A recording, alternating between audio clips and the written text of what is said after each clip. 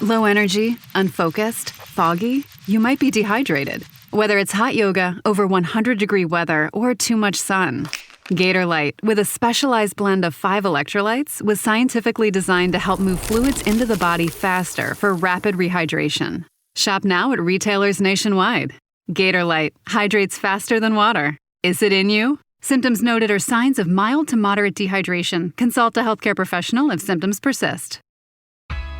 This episode is brought to you by State Farm. Listening to this podcast instead of doom scrolling? Smart move. Another smart move? Getting help from one of State Farm's 19,000 local agents when you choose to bundle home and auto. Bundling, just another way to save with the Personal Price Plan. Prices are based on rating plans that vary by state. Coverage options are selected by the customer. Availability, amount of discounts and savings, and eligibility vary by state. This episode is brought to you by Perfect Bistro Cat Food. Cats, this ad is for you. Has your human ever called you picky, persnickety, choosy? If so, Perfect Bistro Cat Food is for you. With ingredients like wild-caught tuna and pasture-raised lamb, tantalizing textures, and delectable flavors that meet even the most discerning cat standards. You're not picky, you're just perfectionists. Perfect Bistro, mealtime perfection for every cat. Have your human visit perfectbistro.com. From the Fifth Quarter Studios in Madison, Wisconsin, you're listening to Coach Unplugged. And now, your host, Steve Collins. Hey, everybody. Welcome to Coach Unplugged episode. I have no idea. But before we get going, I'd like to big a shout out to our 2 sponsors. First of all, Dr. Dish, the #1 shooting machine on the market. Go over, mention Coach Unplugged. They'll give you $450 off, and they'll take really good care of you. Before I forget too, if you like this podcast, go over and check out some of our other ones like High School Hoops, Coaching Youth Hoops, 5-Minute Basketball Coaching Podcast. If you're looking for that one defense that will work against anybody, the Funnel Down Defense Podcast, the Rule of 3 offense that will work at any level, go over and check those out. Leave a 5-star review. We would like those. But also go over and check out teachhoops.com. For coaches who want to get better. It's the one-stop shop for basketball coaches. It's resources, it's everything. It's what I would have wanted as a 27-year-old basketball coach. It's a roadmap to success on and off the court. And we offer a 14-day free trial because I'm a coach. I understand how it goes. Go over and check it out. Kick the tires around, see if it's for you. And if it's not, we'll part our ways and we'll say thank you and move on. But I guarantee you're going to love all the material.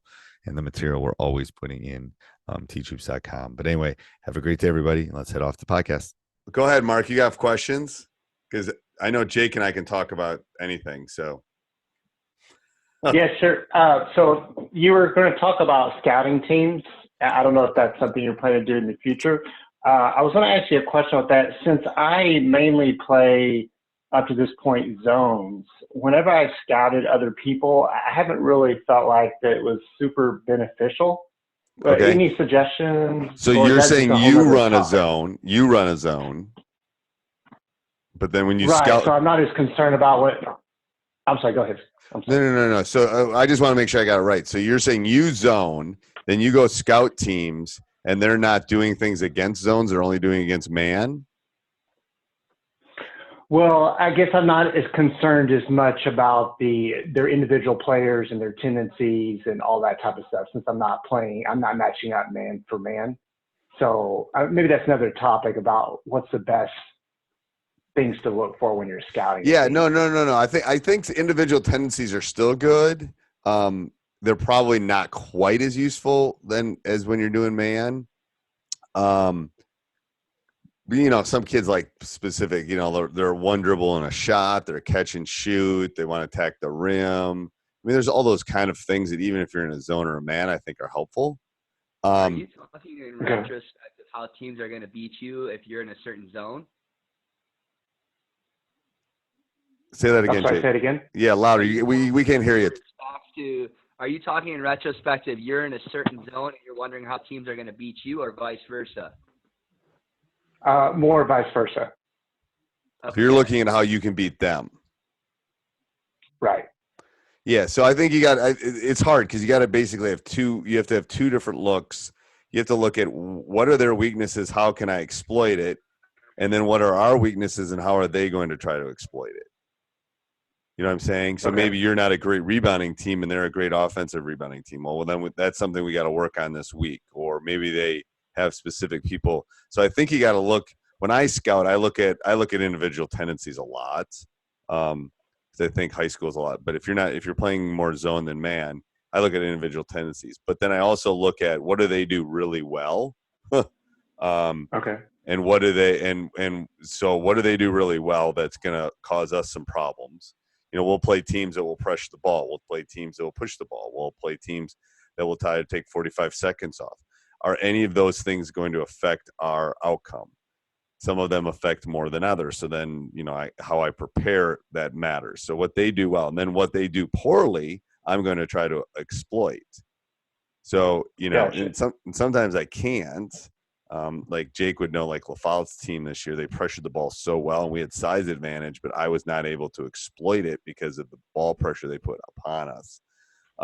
So you're always it's always that chess match of what do they do well? What do they do poorly? How can I exploit their poor thing and minimize their strong thing? Easier said than done, but that's what I'm watching for when I watch tape. I'm obviously watching for tendencies. You know, especially we use Huddle now. It will break all their, tend to know who their top couple players are. You can watch their individual breakdowns, blah, blah, blah. What did you used to do, Jake? One thing I've been really the last couple of years, especially at the collegiate level, is looking at where shots are taken and multiply if they're a right side dominated team. Even at the junior college level, you wouldn't believe the amount of kids that are still very right-hand dominant. You can do a lot by forcing teams to the left or shading your zones to the left. Yeah. I don't know if that helps you at all, Mark, but like, for example, if you're running a 3-2 or a 2-3, having a really strong defender on your left side of that zone that would really designate like the right side of their floor can really, you're making your zone stronger in certain areas where they're most successful can be beneficial. I don't know if that makes sense. Yeah, that's actually a really good point as far as the zone, moving it over a little bit, because most of the kids shifting are right-handed. and when we play man, we talk about hedging to their weaker. I mean, obviously there's guys in our league that if you give them a quarter of a step, they're going to go around you. Doesn't matter the hand, but there's kids that you can like. I don't want you to, if you look at the math behind it, if you let someone, let's say they're right-handed, if you let them go right-handed rather than left-handed and try to finish at the basket, it's going to be about 10% higher right-handed than left-handed. You know, they'll still finish at a pretty good clip, but you want to, that could be the difference between winning and losing the game is whether you're hedging, and especially if you're in a zone, maybe we want to push them to the left side. I don't remember which opponent we played this year, but oh my God, it was crazy. Like they're shooting from the left side and the right side. And it was not a statistical small, it was like a sample of like 15 games, 16 games. And it was like 12% lower on the left side than the right side. Corner, wing, top of the key. So we were hedging, we were pushing them right. And then we were gapping it up well, but they just, so it depends which way you want to hedge. I would have pushed them left on that one. I misspoke, but you know what I meant. Right. Does that make sense? Yeah, that's perfect. Are you still going to, you suggested on the last call at some point you would take some look at some footage? I would love to do that. We could set up a time next week. Yeah. You send me some footage and then we could get together. We could even do that tomorrow. If you give it to me tomorrow or give it to me today, we could do either tomorrow or Friday. I'll just put it up. We'll break it down and look at it and I can show you that would be fun, Jake, wouldn't it? Just send you the whole game, or just seeing like 5 minutes? Yeah, you can send me the game. I'll just upload it onto Vimeo, and I can share my screen, and we'll just play it. I've done that before, so we can do that. Okay, because there's a team that we played this year that was not in our conference, but they will be in our conference next year. Okay, so why don't we plan on you sending that tonight? We'll take off tomorrow. Can you do Friday, Jake? Yeah. Yeah, so we'll do Friday. That'll give him and I time to actually look at the tape. I don't want to just I'll just watch it in the background while I'm doing other stuff. And then I'll have a better sense. Just tell us which team you are. Okay. We're the team that lost, if you want to find out. There probably won't be a scoreboard on the bottom, That was crazy. Wasn't that crazy? I watched the Kentucky Duke game on TV. It was crazy that they didn't have the score on the bottom of the screen the whole game, or a clock. That was 90. That was 92. That wasn't that long ago. I guess it was, but Right. That's what we take. Yeah, I know. It was pretty grainy too, but yeah, that would be great. I have another question. Okay, I'll make a note of that. Jake, we can't hear you. You got to like scream at the screen. Okay. Can you hear me now? Yeah, perfect. All right. Mark, when I'm looking at your film, what do you want me to focus on? Because I think you can only do so much unless you give me a couple of essential things that you really want me to look at. Because, basketball is way, you could literally just focus on how your players are finishing around the rim the whole game. Or, what are like 4 or 5 or 3, like even just 3 things that you really want me to look at? The answer to that is I don't know. I'm not very good at scouting, and I don't really know what is exactly to look for. Do you understand what I'm saying? I don't really know what I should be. Okay, so let me reword what Jake said. So you want us to you want to beat this team, right? Yeah. Okay, and they're going to be very similar next year, and you're going to be very similar next year. Right. Okay. All right. So Jake, you and I off the air can talk about maybe you break some things down. I look at different stuff, so we can figure that out. As far as what we can look at for specifics. What was the? So I guess Jake, you're asking like how to keep their big man from scoring, or how to break the press, or How am I evaluating the film? Am I looking at it the lens of how your kids are playing, or what I think you should do to try to beat them next year? Number 2. Okay. How to beat them. Yeah. And it sounds like they're both going to be similar. Yes. I'd have to check to see how many players they're losing. We're losing our point guard, just one player, and I think they're losing one of their posts, but it should be pretty similar. Okay. Are you then gonna definitely probably? What do you think?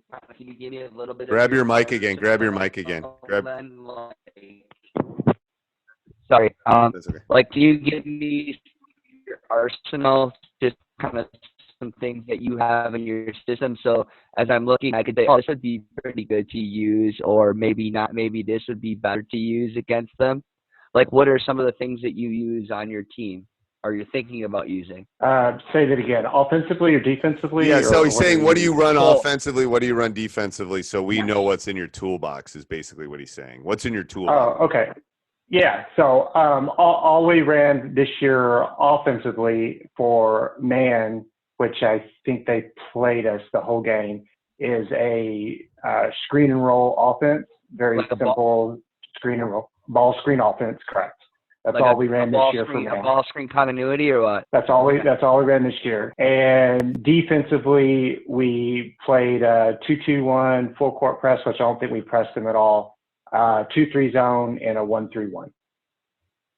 No man-man. No man-to-man. No man-to-man at all. Next year, we're hoping to play like a man with one guy in the middle, so like 4 chasers and one guy, but play more man. But foul trouble has always been our challenge, that we're not deep enough for. That's always been my problem. And my kids are aggressive and they foul a lot.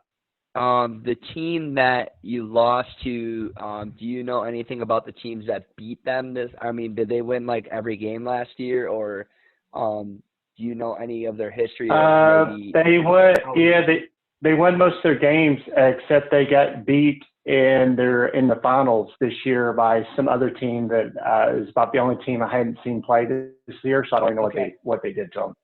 Okay.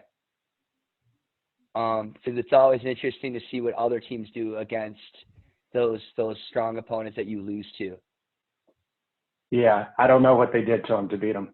I didn't see them play. I've never seen the other team beat them. Are they the same division as you, or are they a grade higher? I don't know how Arizona. They're higher. They're another division. We have divisions 1, 2, 3, and 4. So in the preseason, we're 1, the smallest, in the so it's preseason we opposite. In the state of Wisconsin, right. It's the other way around. Yeah. So in the preseason, I scheduled extra games. We call them freedom games with divisions in 2, 3, and 4, and we beat some in all the divisions. They're in Division 2, and and we're gonna probably move up to Division 2 next year, so we'll play them. Low energy, unfocused, foggy. You might be dehydrated. Gatorade Zero powders have been scientifically designed to help improve hydration balance in the body. With a clinically proven electrolyte blend and no artificial colors or flavors. Great tasting hydration no matter where you're going. Shop now online or at retailers nationwide. Gatorade, hydrates better than water. Is it in you? Symptoms noted are signs of mild to moderate dehydration. Consult a healthcare professional if symptoms persist.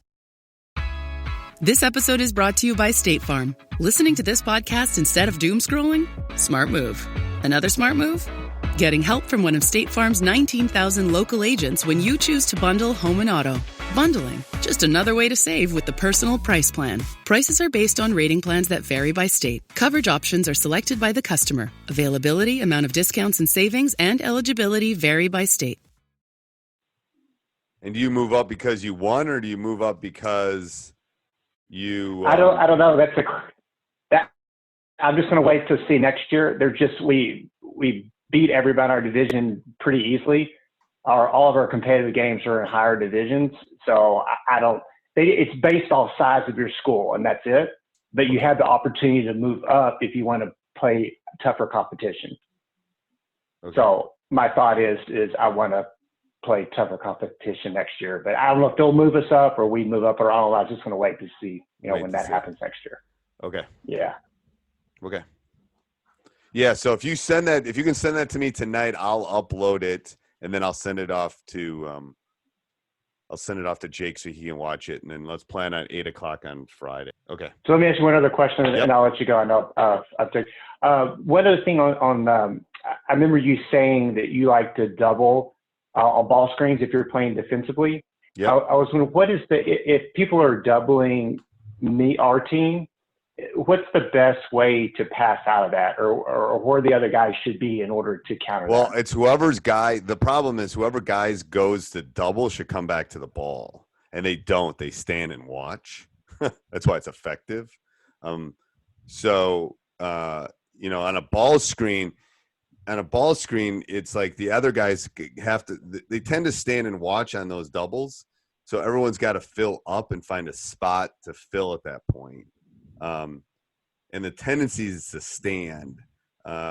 So I haven't found many kids that can pass out of a double very well at the high school level. There's a few. I'm gonna be coaching a couple next year that are pretty good at it, but most kids aren't very effective at that double. So you basically got to teach them to come back to the ball. So the other three guys, yes, the other three guys break towards, yeah. So the guy like in a line. You want to basically, like if it's a high ball screen, you want to fill the 3 passing lanes. So like sideline, middle, and across court. So just have them flash back to the ball. If you're worried about them turning it over, flash back to the ball.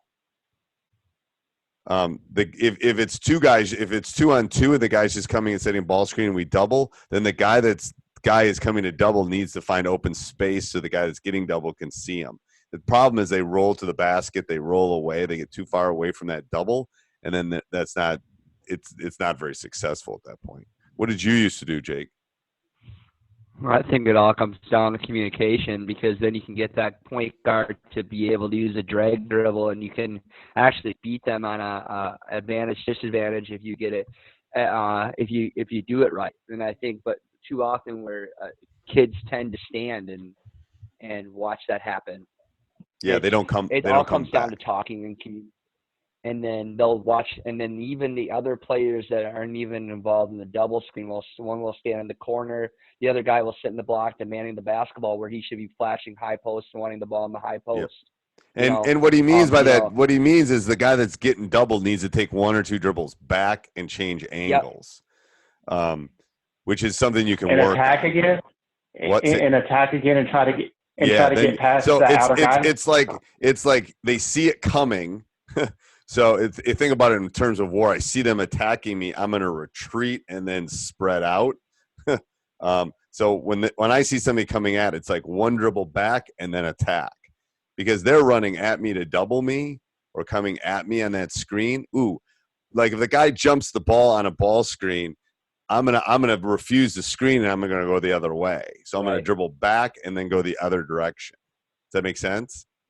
So let's say I'm going to the here. I'll show you. It's easier to show you. Hold on. Okay. So let's say offense is these two guys. Let's say he's over here. Okay, and the guy I'm shading in here has the ball. Okay, so offense, defense. So this guy comes up to set the screen here, right? So this guy's coming and doubling here, right? Because he's dribbling in this direction. I'm going to refuse that, come back, and go the other direction. Does that make sense? So I'm going to attack that. Ooh, I'm going to see the doubles coming. I'm going to one dribble back, and then I'm going to refuse it. Yeah, that's So forget that's one first. way of doing it. I'm sorry. Let me just to clarify. So the very first reaction your point guard or whoever is getting jumped is that he shouldn't be picking the ball up and looking to pass out of it. You would suggest doing a retreat dribble and trying to attack and then look to pass out. This is a really hard move for a lot of high school kids. That's a really hard move. That's why I double a lot, because they just aren't able to do it well. Now, I can't do that with everybody, but I can do that. You want them to pick up the ball, and you actually can do two things on this drawing, right, Steve? So you're talking about you could just not take the screen, just grab and go in the opposite direction because all the action is there. Yep. The other thing you could do is that you could take a retreat dribble backwards a couple ways and then have someone come up and you could use the pass, and you're going to have an advantage. Right. So you come here, pick it up, let them double you, and then we'll call this the offensive player 2. If he just cuts behind, he's wide open. Boom. Right. You just don't want him to do this. You don't want him to do this kind of thing because it's too far away. And you just want the 3. Gotcha. You know what I'm saying? A lot of kids will roll, and they'll be open. That's great. You're open. Shoot. Or you could have Steve. The other thing I've had them do is if you take put a on the marker by that guy, have him come up to the top of the key. The guy that's double. Yeah, the guy that's setting the screen should roll up high, and then that guy dribbles out. Yeah, like that. He retrieves. You know what I'm saying? Yeah. And then you can get him. Yeah. And if you get him the pass, the person that flashes high post, he attacks the middle. You got a 2-on-1 layup to the other guy. Yeah. So you're saying that the two options is right off the bat, they could just attack the outer side, the guy's hip or whatever, attack the outside and try to penetrate. Yep. Or take a retreat dribble and then dump it to the guy at the top of the circle and then just attack with those guys. Yep. Absolutely. And that takes some practice. But I would not practice trying to pass through it. I think you're going to have horrible. Yes. Unless your name is Giannis or LeBron. Well, if you're 6'11" and have arms like that, then you can do that. But most based on the team that you've been talking about, which is a bunch of 6'1" shooters, right? I don't think you can do that. I think you could teach kids to be strong and retreat out and work together, or to deny the screen and get to the rim. I think you could be successful either way. Yep, I do too.